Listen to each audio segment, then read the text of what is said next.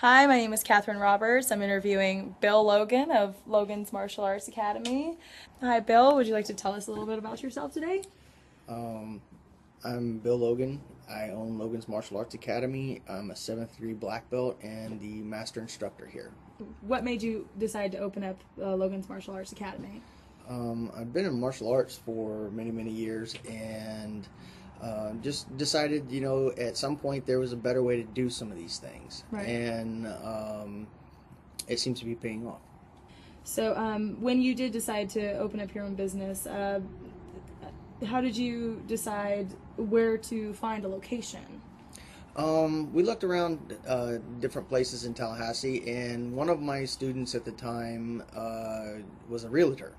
And so he helped us look around. We found the school that we have now, which started out as it was a dance school that had closed.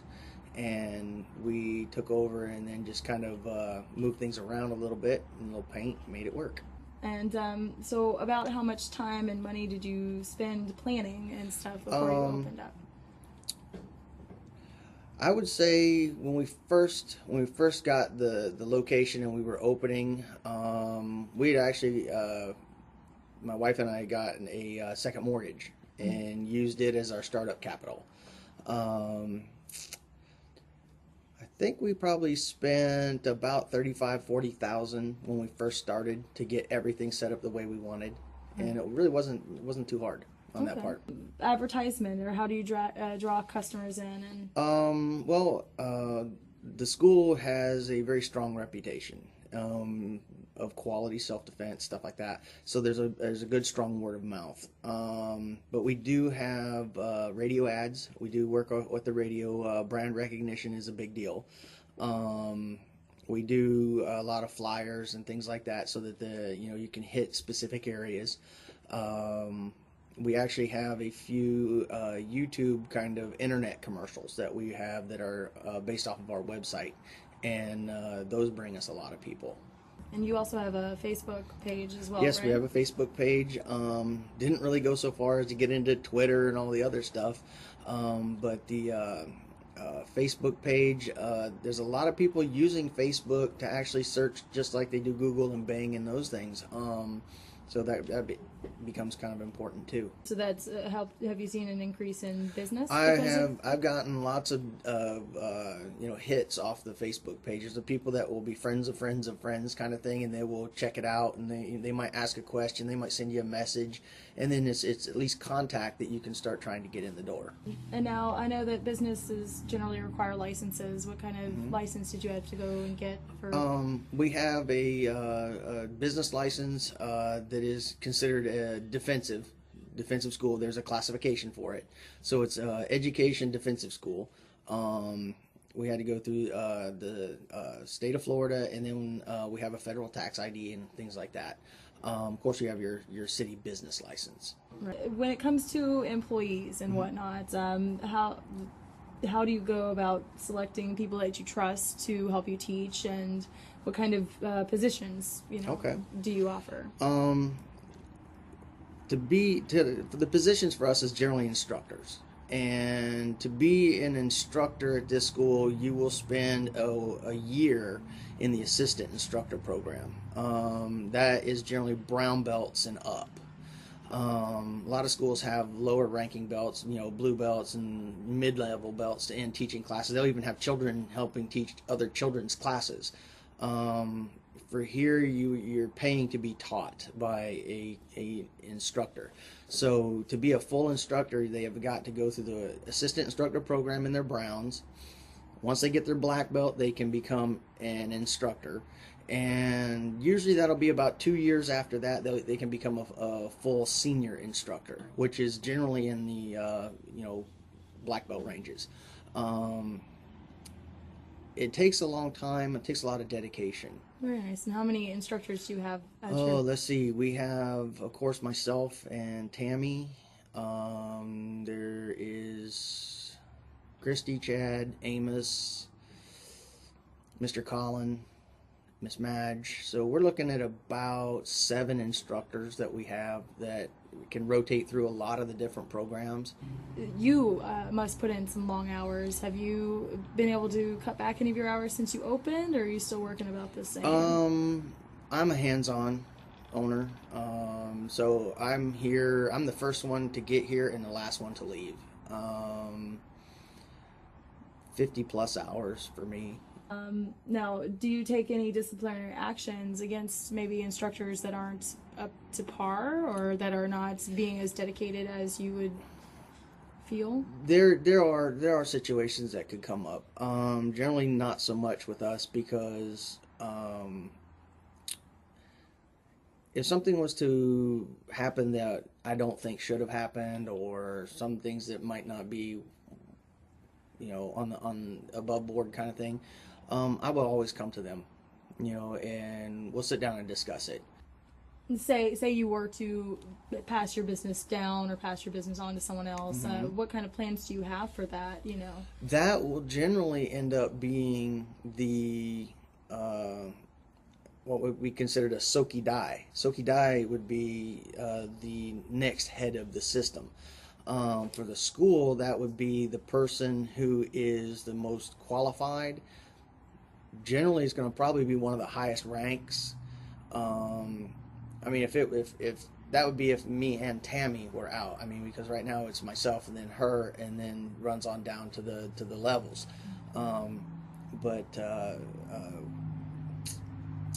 It would probably be, if it wasn't me and her, if both of us were out of the situation, it would probably, the school part would probably fall to the highest rank and the most qualified.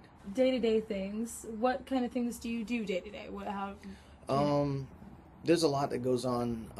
There's a lot of times I got the administrative and the business stuff that has to be done. That could be as much as mundane as paying bills and answering phone calls, to calling back, people who inquiries on classes and things like that. There are always the maintenance of the facility. There is the cleaning that needs to be done most of the time. There are I have people come in and help do that too, but every day there's something that needs to be done. And that's just before classes start. Once the classes start, it's coordinating classes. Sometimes we have 2 classes going in 2 different rooms at the same time, so depends on who's teaching those. And then you have the actual class where you have to work with each student and help them progress, so they get the material they need, to be ready for their next belt exam, or just basically something they need to be stronger at.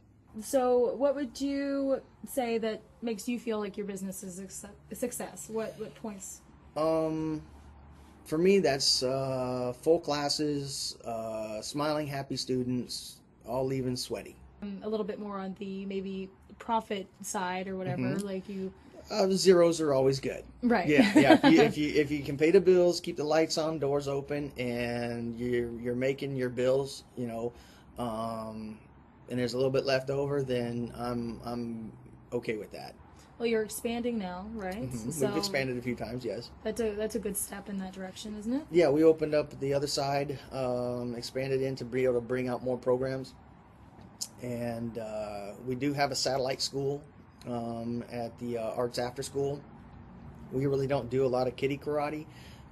That's kind of what they wanted, was to get somebody in that would be teaching real karate. So we don't do a lot of the little kiddie games and stuff like that. So the classes that go on down there very, very much like up here. Right. And so having 2 locations that way is kind of a feather in our hat too. So. Right. What's the worst experience you experienced while operating your business? Let's see, what would be the worst? Having a student not pass a test is always, makes you feel bad. Mm-hmm. Any unhappy students that are unhappy with the way they're doing something, or the way that they might not be coming to class or something like that, that's always one of the worst experiences, because you can't fix it if you don't have them. I've had some parents at different points be very upset that their child wasn't testing or passing, you know. And for us, it is you have to meet the requirements. You have to meet the pieces. So in that part, you know, you have a lot of, you know, people skills. You have to be able to communicate. You have to be able to explain to them why they brought the child here to learn a specific skill set. And if they're not reinforcing that skill set, then we won't put them up for testing. Okay, so if I was going to go start my business, what's a little piece of advice or wisdom that you can share with me? Once you start at it, it becomes all consuming. If you start it and don't let it become all consuming in the beginning, it's going to fail. You have lots of businesses open and close within a year, maybe 2 years. A lot of them think that it's like they hit the lotto. You know, they open their business, they make the rules, they'll come and go as they please. Nobody's going to tell them how to do. You, as a business owner, your work ethic has to be absolute. I've taught classes, second and third degree burns. I've taught classes with broken bones. I try not to come in when I'm sick if it's contagious. Your work ethic has to be intense if you want to succeed. And most really, really good business owners, entrepreneurs, whatever, they're driven to succeed. And that's what you have to let happen. If you don't, you won't. Right. So is there anything else you would like to tell me about your business or owning a small business in general? When it comes to owning a small business, and employees, or, you know, for, in my case, instructors or whatever, punctuality. They have to do what they say they're going to do. You have to do what they say you're going to do. Every single time that, you know, you do it. That is a key component. We really, really need to run it like a regular business. You know, and in some places, you know, they don't. You want to try to. Let's see. A lot of places, they get into the whether they're going to do a proprietorship or they're going to do a S corp, or it might be an LLC. I think every small business needs to go either LLC or S corp. You should totally protect your assets of your own personal assets, your own personal things, and the S corps and the LLCs help you do that. It basically sets the business apart from your home stuff. There are different tax purposes or whatever that you would need to, you know, set that up for. I would suggest find a good CPA. Really get into, you know, a good rapport with the CPA and let them know what you're trying to do, and they're probably one of the best wealth of knowledge that you can get when you're starting up a business. They help you, they can even walk you through incorporating or business licenses and everything. They can help you do a lot of those things. All right, well that was my last question. If you have anything else to add? No, That's not good. yet. All right, well that was Bill Logan, everybody. Thank you very much.